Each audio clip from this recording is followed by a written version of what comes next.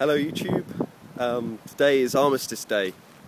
I hope most people know what that means, but it's a day where across the UK people wear poppies. It's the 11th of the 11th, and on today at 11 o'clock in 1918 an armistice was signed. It was the end of hostilities in World War I. I don't know how many of you have seen pictures of the graves from World War I. I went on a school trip when I was about 14.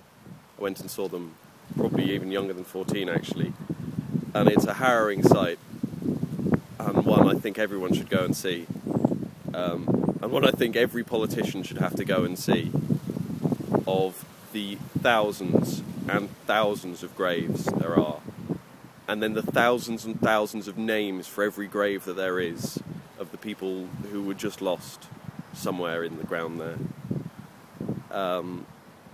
It's a truly harrowing sight, and I hope today people observed the minute silence at 11 o'clock. I hope people observe the same on Sunday, because I think it's important to remember those who fell, and I think it's important that we remember that they did fall, and that wars like that between advanced civilized nations with democracy and science, they weren't, this wasn't the medieval ages that this happened in. This was when we still cite chemistry papers from then, like we still use industrial processes, developed them to maintain our modern world. I mean, bloody Haber, who's the father of modern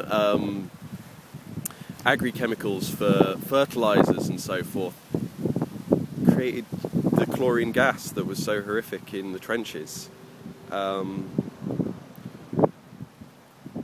It's a lesson to us all, I think, and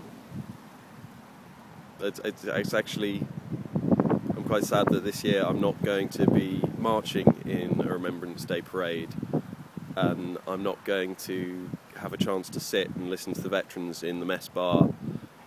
You give them a curry and a pint and you listen to them.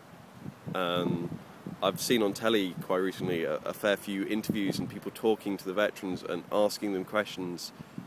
One famously was, "You were shot down twice during World War II?" It's like, no, once was enough.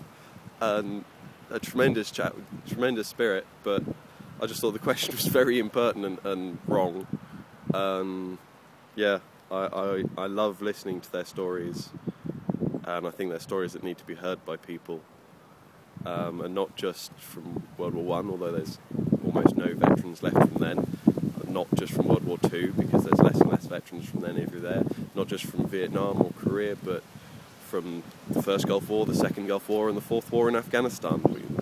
All of them need people to listen to their stories quite often, even if they've not had as truly horrific time as some people do. If you know someone, buy them a pint, listen to them talk. Thanks very much, YouTube. Bye.